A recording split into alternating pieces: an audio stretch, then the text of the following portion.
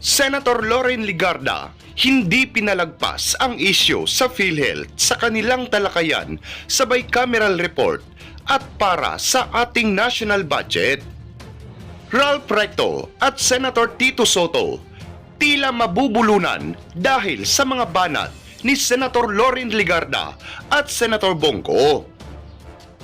Pero bago ang lahat, mag-subscribe na sa aking YouTube channel at i-click na rin ang notification bell para updated ka sa mga bagong balita sa ating bansa.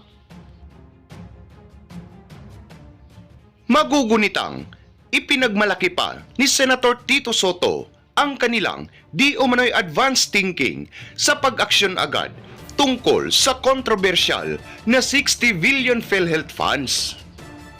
Giit ni Senator Soto ay naaksyonan na umano nila ang PhilHealth funds bago pa man maglabas ng utos ang Korte Suprema.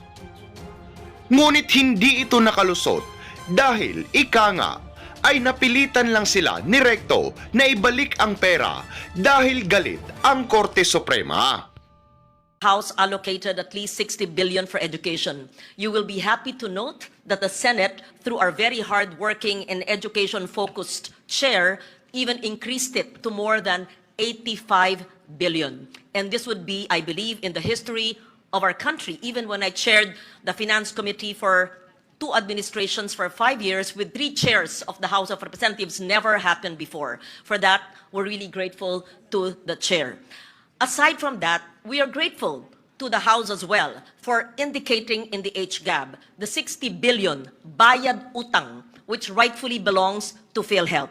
We also take note that in the NEP there's a 53 billion from the syntax allocation for PhilHealth. However, let me please put it on record that the 53 billion is an incomplete NEP proposal.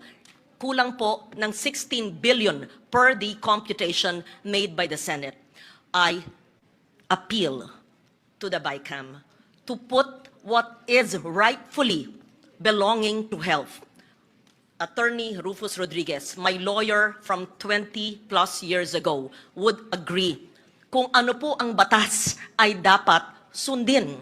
It is not a matter of unfunded law. That is for the universal health care to take care of.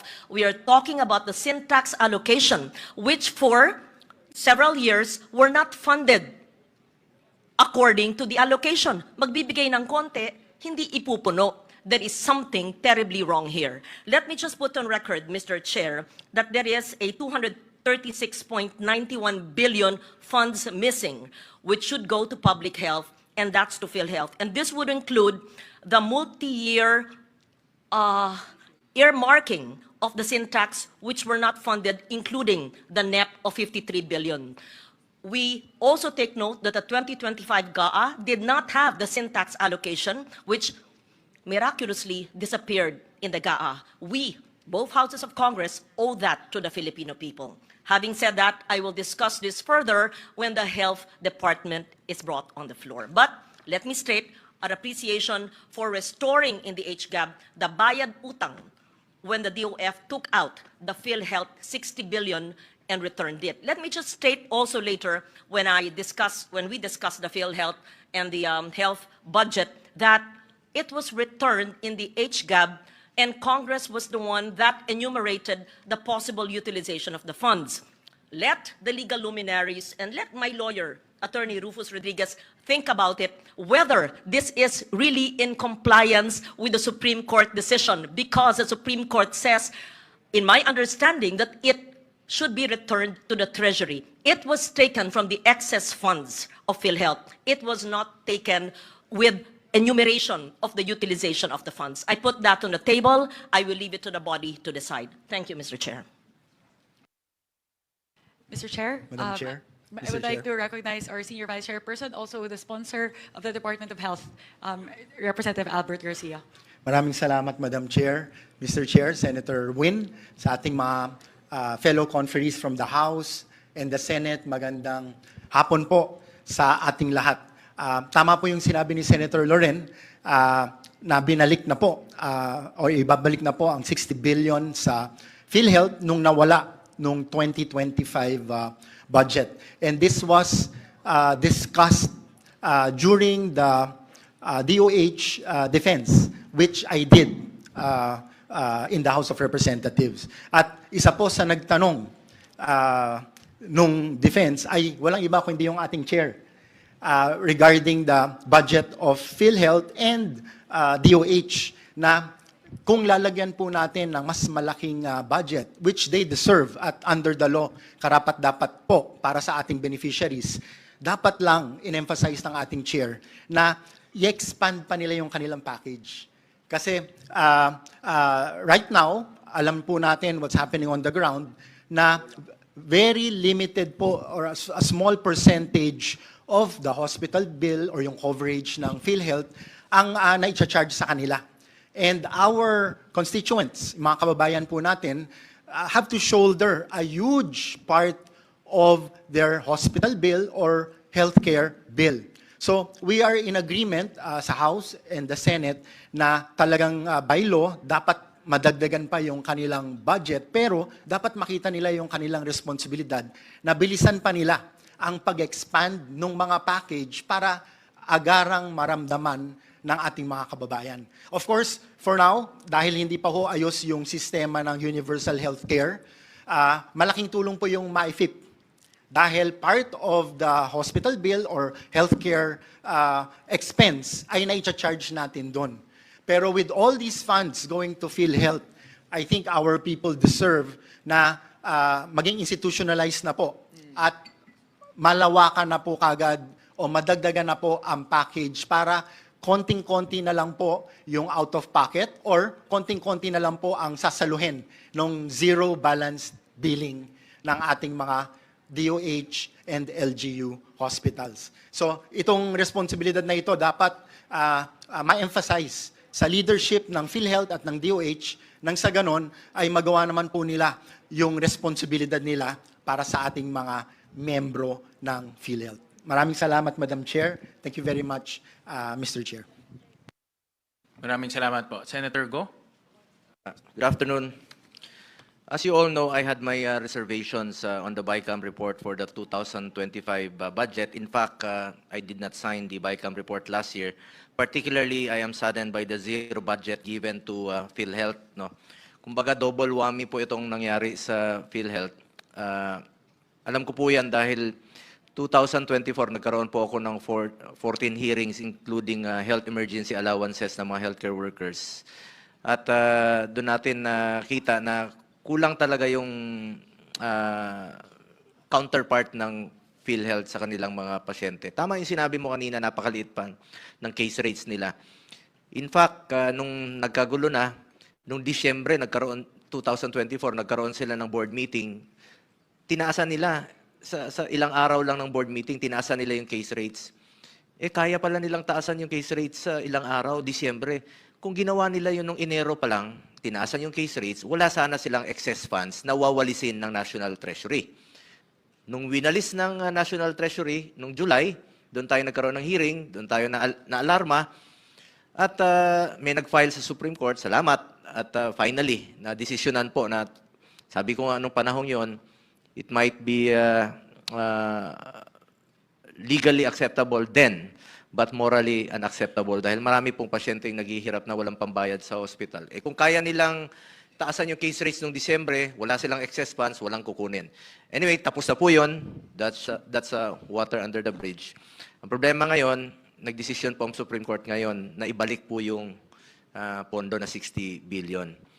Refund po ito. Ibig sabihin, dapat sana'y magamit ka agad ito. Ginawa pong appropriation na sa 2026. How about the 2025 na zero? Ilan po kayang mga pasyente ang na-deprive naman po doon sa zero budget po ng PhilHealth noong 2025? Kaya po, isa sa dahilan na hindi po ako pumirma noong 2025. Maybe ma-address po ito ng BICAM. Paano po yung double whammy na yon? 60 billion, ibabalik sa 2026. How about na zero noong 2025? At kung maaari, mabigay na po yung hindi na ibibigay. Dahil nasa syntax law po itong earmarking, about 200 billion pa po mahigit ang hindi nabibigay since since 2023. Ilang pasyente po ang matutulungan nito, ilang buhay po ang masasalbar sa pondong ito na alam naman natin nung 2024 nung kinuha po 'yon yung 60 billion medyo nahalo-halo na kung saan ginamit. May nagsabi na ginamit po sa health emergency allowances, but the truth is it was pinulled po siya at ginamit po sa iba't ibang kaya isa po ito sa dahilan na hindi talaga ako pumirma nung 2025 dahil ang sakit na zero mo yung PhilHealth. Pinaglaban nga natin na wag kunin yung excess funds ng PhilHealth. Hindi naman excess yun eh. PhilHealth yun, klaro naman, health para sa Pilipino po yun. Hindi excess funds po yun. Sana po ma-address rin po ito ng BICAM. Salamat po. Madam Chair, if I may. I would like to recognize our minority leader, the Honorable Marcelino Libanan. Thank you, Madam Chair. Just for the record, yung HGAB ng House for 2025, hindi po binawasan ang PhilHealth. Iwan ko kung saan na po nabawasan yun. Maraming salamat po. Yun nga po yung sinasabi. Mabuti na lang po, no, I commend the both houses na nagkaroon tayo ng transparency ngayon na bukas yung BICAM. Hindi katulad last year na pag bukas ng BICAM, pag hindi na namin alam, tinawag na lang kami, sasara na yung BICAM. So hindi kami pumirma. Ba't kami pipirma? Hindi nga namin alam anong pinag-usapan. Salamat. At ngayon, maririnig na po ng taong bayan ang pinag-uusapan dito. It has been my call for a participative budget process. Dapat talaga involved ang ating mga kababayan sa bawat proseso. Pera po ng taong bayan ang pinag-usapan dito, kaya dapat alam nila yung anong prosesong ginagawa. This is in line with Section 28, Article 2 of the 1987 Constitution, which declares that the state adopts and implements a policy of full public disclosure of all its transactions involving public interest. Napakahalaga po yan at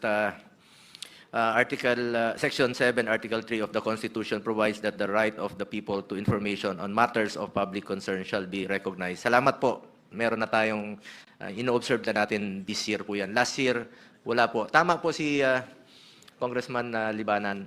Sir, tama po kayo na last year may pondo paglabas sa BICAM na zero na po. Yun po ang ating ikinalulungkot dahil hindi po kami nakaparticipate po sa BICAM.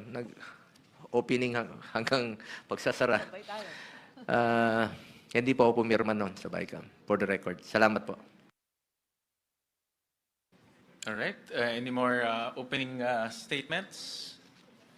Kung wala naman po, pursuant to Article 6, Section 24 of the 1987 Constitution, which provides that all appropriations, revenue, or tax bills authorizing an increase of public debt, bills of local application, and private bills shall originate exclusively in the House of Representatives, but the Senate may propose or concur with amendments. The House Bill number 4058, as approved by the House of Representatives, will be used and flashed on the screen as the base bill. Consistent with our observed practice and in accordance with this constitutional provision, the Senate made its amendments directly to the House bill. The House of Representatives have been provided with the amendments to the House Bill number 4058 as approved by the Senate on third reading. Electronic copies were transmitted on December 9, 2025, and hard copies were delivered on December 11, 2025. To maintain an orderly discussion, we will tackle the budget on a department/agency basis. We request that interventions be made at the appropriate time as each agency is called. And if may I suggest to Congresswoman Mika, I heard in her opening statement that the House had made significant improvements to the National Expenditure Program. It's good to highlight those improvements so that our constituents can see the efforts and the interventions that the House of Representatives made to the different departments in order to make the budget more efficient and also improve the delivery of services.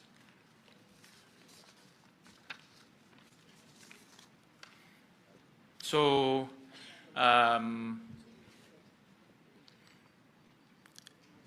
we will flash on the screen the General Appropriations Bill.